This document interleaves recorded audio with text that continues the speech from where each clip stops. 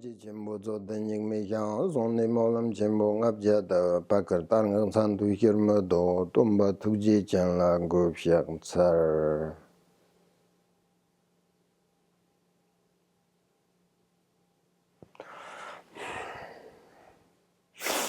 All right. Teachings. When Buddha gave teachings, first he always say there are four kind of important instructions he always say before he teach. He said, listen well, listen thoroughly, hold the teachings in your mind, and then I will teach you. He always say that. So listen well, he meant that when we go to teachings, we should do so with pure motivation, right? We always say that motivation is the most important Buddhist practitioner. Very important. So that's why first Buddha, however what he teaches, he always say, listen well. That means all his students understand when he say listen well means they need to correct their motivation. If the motivation is not correct, then you have to correct your motivation, which means bodhicitta. And then listen thoroughly, completely, he meant what? That we should not be like a container that is turned upside down, because then nothing will be able to enter, right? So listen completely, and then hold the teachings in your mind.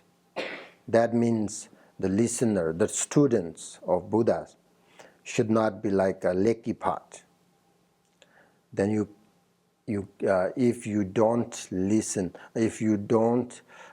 completely and teachings keep in your mind, then you get nothing, right? So that's why he said, hold the teachings in your mind. So we should try to remember the teachings that we receive, and not only once, many times, again and again, thinking about teachings. For instance, if you read a book, you just read a few pages, 3 pages, for instance. You read that 3 pages 40 times, 100 times, even though you don't understand. Most people read once, right? Then I understand. No way you understand. You read only once, 1 page, 1 time. Never. There you need to learn in more. When we study, we were in monastery, and our teacher taught us like every day 3 pages, most 3 pages. So 2 hours, 3 pages, most like 2 hours, and then we come back home and then study. It's 3 pages.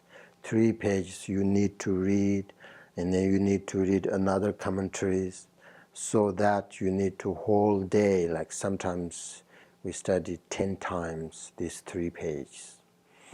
So that means you have to remember, right? You have to remember next time. If you read very carefully and you understand the meaning very well, then you remember, next time.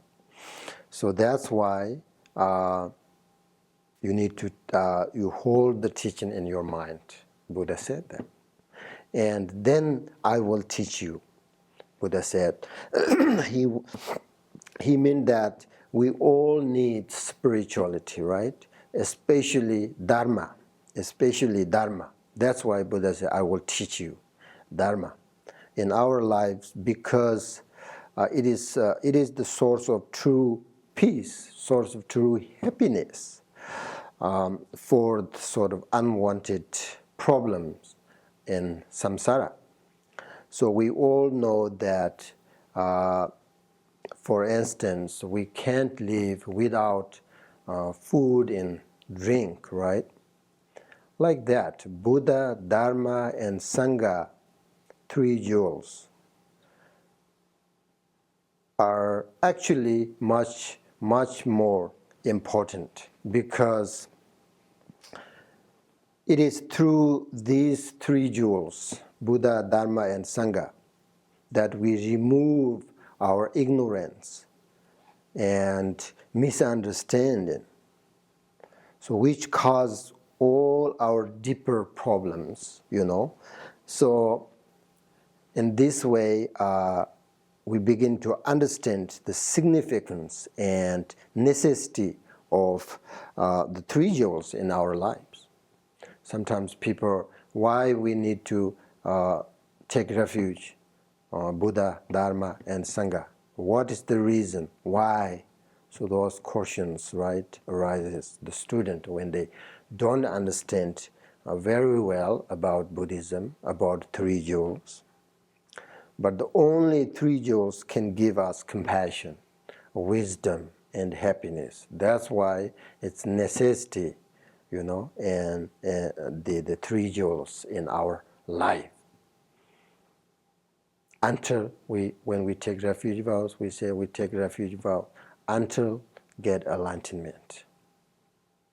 So in our lives, very important. For example, these three jewels, like, it's for instance, this samsara, the cyclic existence, is like a sick person. It's like sick person. And then Buddha is like a doctor, to diagnose our illness. And then Dharma is like a medicine we must take, right, when we get sick. And the Sanghas are like nurses who help us.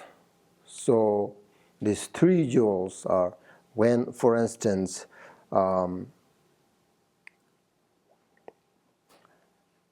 when you get sick, what do you need? You need doctor, you need medicine, you need help. So that's like you need really these three jewels in your life. I think very important. Because in this way, we can be liberated from suffering, from our illness. So, as we know, really this human life is extremely precious and very difficult to achieve. We have to think that every single day, we are extremely fortunate to have a precious human life with its freedoms and fortunes. We need to understand that. We need to understand the value of this precious human life. And also very real that Buddha will manifest in our world, not very common, In addition, it is also very difficult to come into connect with the Mahayana, or the great vehicle, the teachings of Buddha Shakyamuni. It's because most people can think about the great compassion, the bodhicitta, the selflessness, this emptiness. Most people think about these things, they get afraid. So that means you don't have karmic connection with the great vehicle teachings, the Mahayana teachings. So most people practice bodhicitta, practice great compassion. So that is very also important. So all these very good opportunities that we have. So every day think about that, practice human life. Very important. And so we have this really wonderful life with all its freedoms and potential for liberation, and we also have the opportunity to follow the Mahayana of the Buddha Shakyamuni, Mahayana teachings. So what now? How could we make our life more meaningful? That's the question. We have this lots of opportunities. We have a precious human life. So all this. So then, how could we make our life meaningful? Meaningful. That's the we need to think. So there are two things: temporary goals and ultimate goals. Temporary goals within this samsara. We have the ability to create the cause for happiness for our life in the future, right? We should think about and we should investigate how does the mental afflictions brings unhappiness by making we create the cause negative karma. What antidotes can we apply when it arises in our mind? Most importantly, which one of these afflictions is strongest for us? Attachment, anger, ignorance. All the other afflictions, there are so many afflictions, 800, something like that, but all these include 3 afflictions. Which one of these afflictions is strongest in your mind? Then you have to think about what antidote can you apply that afflictions arise your mind. They're always, in Buddhism, they're always antidote.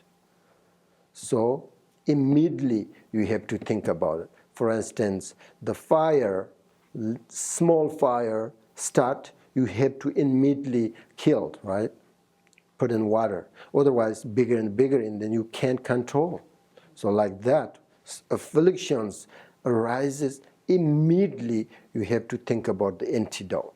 Otherwise, then they're stronger, and you cannot control. So when they start, your negative emotions, afflictions, then you have to think about what kind of antidote you want to apply. So that is kind of a temporary goal that we can try how to make our life meaningful. And ultimate goals, of course, we have the ability to attain liberation, right, or enlightenment. That's to be free of all problems and capable of helping others effectively. That's the temporary. Now, that's the ultimate goal. We can make each moment of our lives meaningful, transforming it into the path to enlightenment by practicing our mind, mind training. We can generate bodhicitta each moment, each morning. Like you can say, each morning you can think about and each morning and remember bodhicitta throughout the day is the motivation for everything we do. Very important thing to remember is that others are in the same situation as us. That's the key point. In order to have bodhicitta mind in your mind, you have to remember that all living beings are the same situation as you, exactly same. They don't want suffering, they want happiness. I don't want suffering, I want happiness. So do they, this is the key point. Then you easily to refrain from harm then, right? Because you don't want suffering. And then They don't want suffering. If you understand that every day you remember that, then easily to stop harm others by your body activities, speak, in your mind, bed motivation, all this, easily to stop. Otherwise, most people don't care others. So I think that's very important. You just remember that all living beings, same situation. Sometimes we say you have to put yourself in their place and then think about it, right? And let your compassion for them arise. So you do this every day. You need to do this every day. Little compassion, if you're a beginner. Little compassion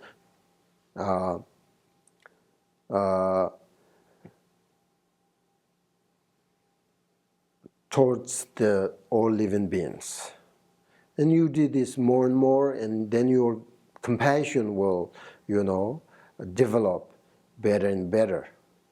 And when you have equal great compassion for all of them, that is the genuine bodhicitta. Then you are no longer suffering, you are no longer the ordinary person. Once you have the great compassion, the equal great compassion. So we really need to think about how to develop our mind every single day. If you really want to practice, if you really want to become a good person, we really need to think about how to develop our mind. Not so much body, but most the mind. Remember, we always know that the body, speech, and mind, we have three activities all the time. But the mind is the main thing. The body and mind, the body and speech are kind of subservient, to the mind. The mind is the most important. So that's why every single day we need to think about how to develop our mind. Good way, bad way, the beginner, first time, doesn't matter. So we have to think about it, our mind. Maybe bad way, maybe good way. Most people don't think, right? So every single day we have to think about what is going on in your mind. You have to recognize that, good or bad, whatever. You have to understand that. We have to recognize that every single day. The mind, once you understand, once you recognize what's going on in your mind, then, in Tibetan masters say that Che manyok na tang. Che means water. Manyok means if you don't stir it. Na means then. Tang means then clear. Very clear. So water, if you don't stir it, will become very clear. Right? Understand that? You will see through everything in the water because you don't stir it, and then water become automatically clear, and then you can see what's going on inside water because very clear. And then the next line is the most important. We say Sem Mapju Na De. Sem means mind or heart. Mapju means most beautiful Tibetan word, unaltered or unfabricated. Mapju. Na means then, right? De means happiness or peace. So if you leave your mind naturally and completely open without any manipulation, is we call Mapjupa. Mapjupa means unfabricated or unaltered. So the nature mind, if you leave its own nature completely unaltered, and then you find peace, happiness, comfortable, and the essence. That's why we say sim mapjuna de. Like water, if you don't stir the water, it becomes very clear. So you will find, that's why sim, if you recognize and leave your mind naturally, then you will find contentment, and also you discover the essence and the nature of, nature of your mind, and you will connect. Then you will, when you see this, you understand this, then you will connect with yourself, very deep way. And of course you connect with others and everything. Understand? The mind is the most important, and also you don't need to try too much change anything that you're about your mind. Just leave it as a nature and its essence, and then actually your mind will change by itself, without effort and struggle. Just to leave alone. Just the great master Longchenpa,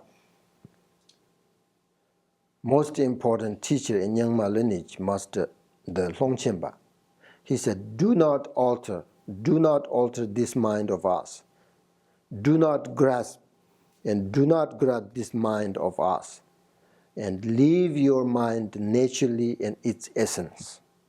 So just allow whatever arises in naturally. For instance, you seeing things is seen, hearing things hearing, right? Just wonderful. Gradually you will find the nature of mind. Then you will understand of deep nature of reality. If you just leave everything alone, if you can remain that way, then you will find contentment, happiness, peace, and everything. So that is the essence, and that is we are looking for, the meditator. Allow your mind on nature. When you leave your mind nature, then whatever arises will be part of your nature mind. Whatever, even though the negative emotions and negative thoughts, when they arise, you leave them alone. Don't sort of get involved in them. Whatever arises is not the problem, right? Seeing, hearing, thinking, all this arises, is part of your nature mind. It arises. That's not the problem. The difference is how we deal with it, right? The problem is when we get angry. When we get angry, we get involved in it. That's the problem. Then we are very far away from our nature mind and very far away from the reality. So we will lose the essence of beings. And when you get angry, you get angry, you get involved in it. Then you lose everything. You lose everything. So that's the very important, right? Whatever arises, just to leave alone. That's the meditators need to do.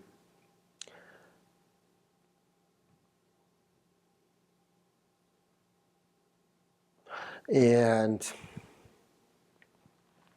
another important thing I would like to know is that when we practice Buddhism and teach about Buddhism, the teacher need at least a little bit of experience about meditation and need to know how to teach to students.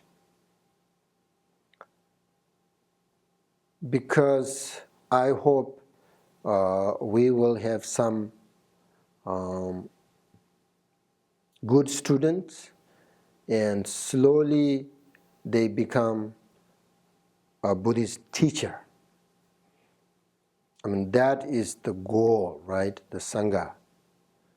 That's the goal why we have a Sangha and come together, practice together, listen to teaching.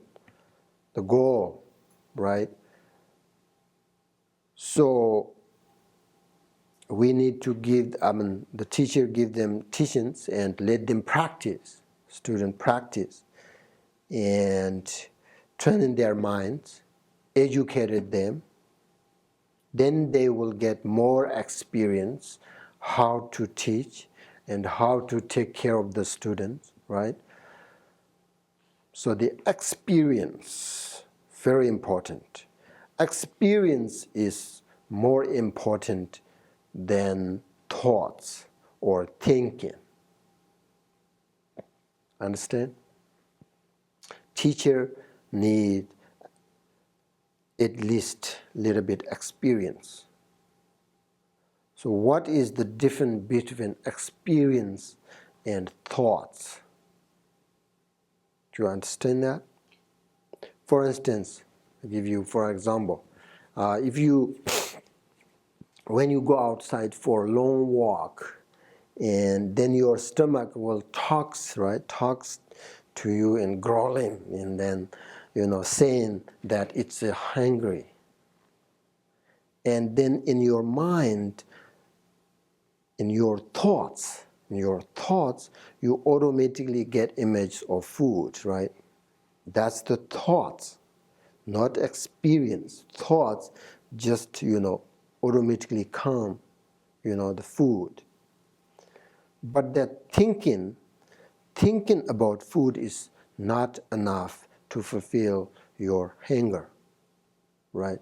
So when you get hungry, automatically come nice foods in your mind, in thoughts. That's not enough. You actually need to eat some food, right? If you eat some food, your stomach will become satisfied, right? If you can eat just a little bit, actually, it will help. Eat a little bit food, it will help. So that is what I mean by experience. Likewise, when you practice Buddhism, it is very important that you have at least some experience, not just talking without experience. I mean, it's good, but not so beneficial. That is Tibetan, we say, Netsu Ndomba. Netsu Ndomba. You know how to teach without experience. Just teach, blah, blah, blah. We call it Netsu Ndomba. Netsu Ndomba, which means the Netsu is the, what do you call it, the bird, parrot, right? Parrot. And how you say parrot in you, right? You, what do you call it? Netsu Ndomba, in Tibet, Netsu means the bird, parrot. Ndomba means chant. So it means if you say hi, if you say how are you, and then birds say how are you, just repeat after you, right? So some bird they can't. So but they don't have the capacity to say, if you say how are you, and they can't say I am fine. They don't have that experience. Just repeat after you, right? Similarly, if you read the books and you receive Buddhist teachings, then probably you know how to teach.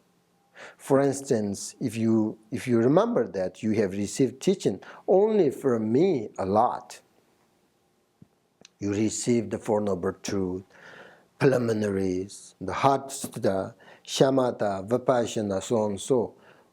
These teachings are the sort of basic fundamental teaching on Buddhism. If you understand all of these teachings, that is actually a lot and is enough for a Buddhist practitioner. So probably you know how to teach about Four Noble Truths. It is because the Buddhist point of view, without experience, you are not the best teacher. You can say you are a teacher because you know how to teach, but that's not the case. At least the experience, very important, especially bodhicitta mind. Teacher needs bodhicitta mind. So good teacher means to have experience about meditation and practice, not only know how to teach. Just to let you know that. A good teacher means they know how to take care of their minds. Good teacher does not mean understand everything and intellectually. And good teacher does not mean never get angry also, never get upset. Of course they do. But a good teacher, when they get angry, when they're upset, they get angry, they know how to apply the antidote. And they are not involved with the negative emotions. That is a good teacher, you know. They can let the anger go away. That is, I mean, by a good teacher. Experience. Once, if a teacher completely get enlightenment, of course they get angry, of course they will suffer, of course they're upset sometimes. But they are easily, they know how to deal with all these circumstances. That's a good teacher. Good teacher means they always antidote. They have an antidote. What is circumstance around them, bad or good? They know how to deal with all these circumstances. So that's a good teacher means. So in order to have that, you have to at least experience. So if you talk about, for instance, if you talk about bodhicitta, and then how much you have bodhicitta mind, right? So I think that's very important.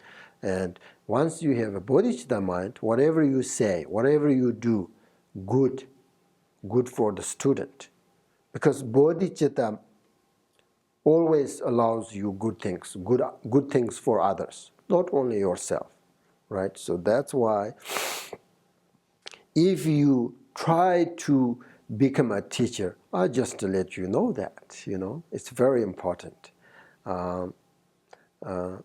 Without experience, you can teach. That's wonderful, with a good motivation.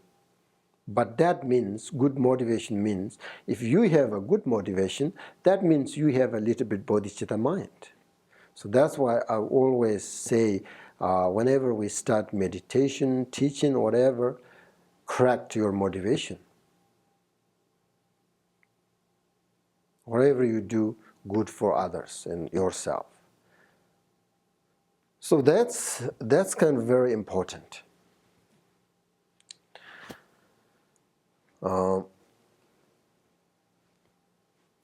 Very difficult these days, both teacher and student not much have good experience. Just they know how to teach, and then they teach. That's good. There's nothing wrong, of course, nothing wrong. But the best, if you're looking for become a best teacher, you have to have the experience about meditation practice. And that's all. And I would like to tell you about very simple practice that you can do today, the meditation. It is the practice of mindful breathing, mindful breathing. All right? Thich Nhat Hanh, a great teacher, said always, if you know what you're breathing in, if you know that you're breathing out, and if you do that with a little concentration, then you will be able to really be present. I like that. Very nice. That's really true. If you focus on your breath, recognize little concentration, then you are there. I mean, it's because in our daily life, our mind, our body are infrequently, rarely, together, right? Our body might be here, there, but our mind is somewhere else, Maybe we are lost in a regret about the past, maybe in worry about in the future, or else we are preoccupied with our sort of words or plans, our plans, with anger and with jealous, So that's why usually our mind and body are not together at all times. They are kind of different. So between the mind and body, there is something that can serve as a bridge. So the moment we begin to practice mindful breathing, very important, our body and our mind begin come to, together with one another. So mindfulness it's so important. Buddhism, mindfulness and awareness. Always say that. It's a very nice chapter in the Way of the Bodhisattva, the Shantadeva's book. About one chapter is about mindfulness. One chapter is about awareness. There are lots of antidotes. What's going on in your mind? How you be mindful? You should read that book. Very nice. So mindful. So with mindful breathing, you bring your body and your mind together in the present moment. And every one of us can do it. Very easy meditation, practice meditation, and very profound, very simple, very profound. It's very good for us. Understand? So today, meditation, we will alternate between the looking at the mind, okay? Looking at the mind, rest in meditation. Very simple. Remember I told you, sim map juna de. Understand? Sim map juna de. Chumanyo natang. Sim means mind. Your mind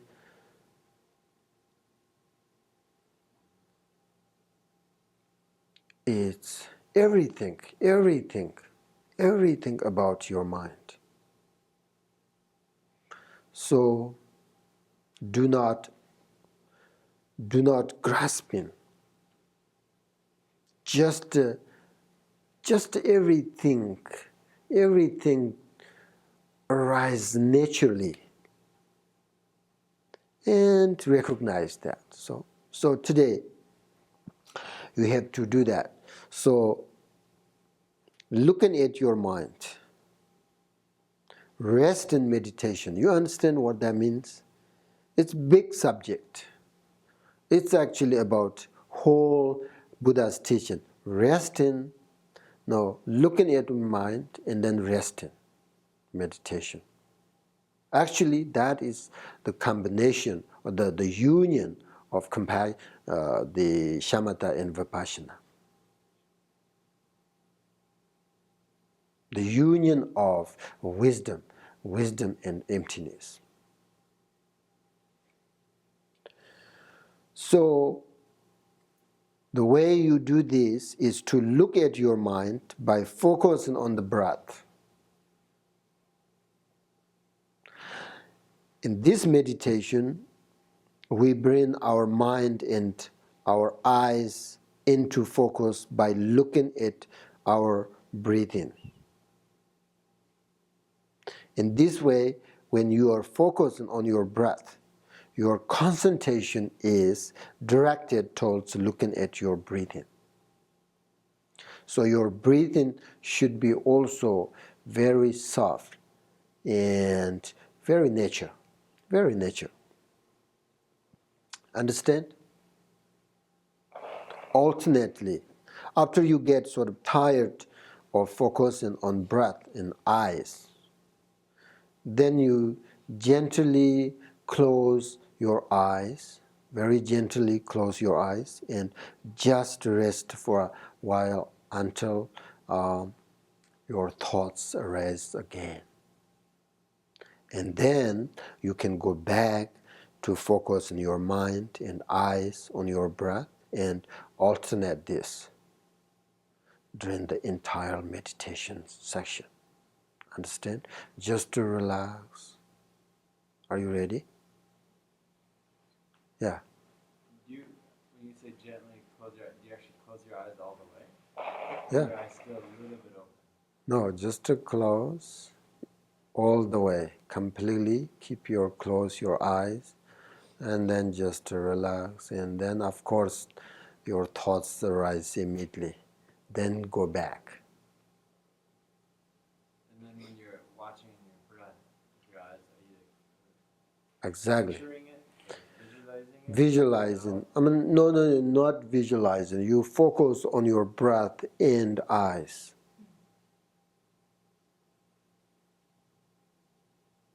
Understand? So then when you're breathing in, You are not focusing on breathe out and breathe in. You just breathe out and do it naturally. I told you, right? Very naturally, everything naturally. You don't have to focus on breathe in, breathe out. But this time, just to focus on breath and eye. Put them together. You will see something behind those two things. If you are really doing this correctly, there is a peacefulness, very happiness behind focus on eye and breath. Understand? When you say focus on eye, you mean focus on seeing? You don't mean that? No, not seeing. I just say seeing is seeing. Right. Hearing is hearing. Do not involve. That's a little confusing. No, it's very simple. I think it is. Very simple. There is no confuse there. Just relax. What are you looking at? Look at my eye. You're looking at your eyes? Yeah. I think when you have to think about it, it's when you get in trouble. See, that's what Do not think anything about it. Just to let them alone. Let them just everything be naturally. Well, what is different between focus and thinking? Focusing is doing it, thinking is thinking about doing it. oh, you can focus on your thinking. Yeah. They're a little bit different. I think they're a little bit different. I think you're making a distinction between sensation and thinking. Are you doing that? Sensation and thinking. Yeah, sensation and thinking. Like feeling my stomach growl, thinking food. One is feeling or sensation, the other one is thinking. That's not focusing. Right. I say, what is different between focusing and thinking? So I say, you have to focus on your eyes and your breath. What do you understand when I say I that? don't understand what you mean by focus on your eyes. What does that mean? That means when I focus on my eyes, I see you, but I'm not judging you. Okay. Oh, look, he wearing a black You're not labeling. labeling. Yeah, I'm not labeling you. I see you, but I'm not focusing on you. Understand? When you think about like that, your thoughts arise, but they just part of your nature. So you're not focusing on your thoughts. You focus on your breath and your eyes, then it brings you a very present moment. So even though there is your thoughts arises, but you are not labeling. You are not just follow them. That's what I'm saying. If you have difficult to focus on your eyes, just focus on your breath. Understand? The eyes, focus on eye is very important. The wisdom brings you the wisdom. But if you are not done that yet, maybe a little bit, I can see you are a little bit confused. So just don't worry about it.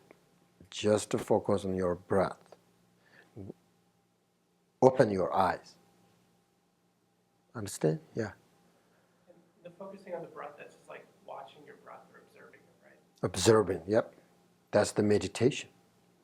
That's the meditation. And just to relax.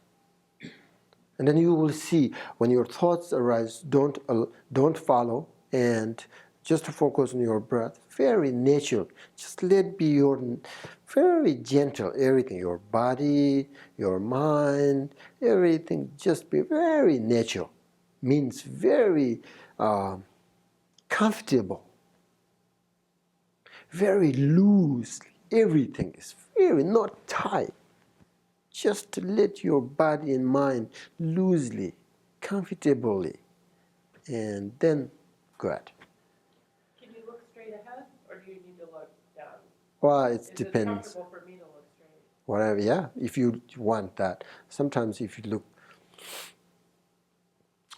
look directly and maybe a little bit higher, then some people get more thoughts. If that's the case, then you look just in front of a little bit, and close half of your eyes. That helps. Less thoughts. Any question?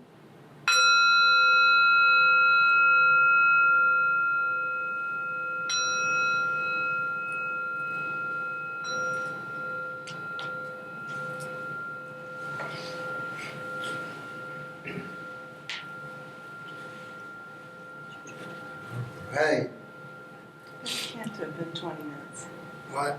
That wasn't 20 minutes, was it? I think so. Wow. Nice. Fantastic.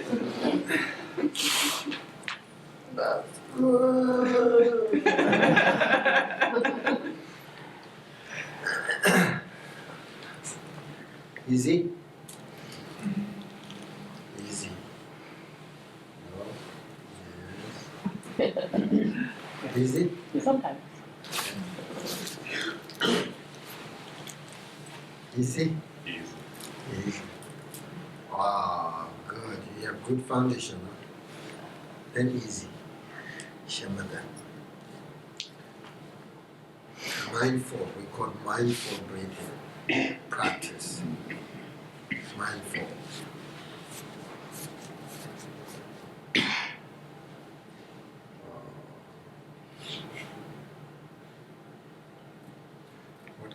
What do you do when bad thoughts arises while you're meditation? You do? Yeah. Same things with good thoughts. What? Same things with good thoughts. So what do you do with thoughts? Right. Return to the object of meditation. So you don't like good thoughts? Not when I'm meditating. Why not? Because that isn't the object of meditation. There is no difference between meditation time and daily life. Always be mindful. If you can, every single day. Oh, this is my meditation time, so some people say something bad, I can't get angry. Oh, this is not my meditation time, I can't get angry. There's no difference, right? So, meditation time or not meditation time, you need to be careful with your good thoughts and bad thoughts, right? But if I start to follow the good thoughts, then I start planning things, I start getting ready to do the next thing. So I just think still, and I try to come back to center and let them go, and know that I will come back to them later. All Is right. that okay? Yeah. Okay. That's the nature. All right, thank you. Very good. Understand how to take care of your life. Very simple, very easy, not the problem. If you complicate it, your life, very difficult. So this is not your life problem, how you deal with it, right? So it's up to you. Simple life, happy life, easy. So most meditative practitioners have very simple life. That's their goal. That's their motivation. Because simple life, more easy. Everything's easy, more complicated. Less attachment, less thoughts. So many things. Then that means not simple person. Then we have so many things. Then we have problems. All right. Closing prayers. May I attain in each and every life the sublime virtues of existence and peace.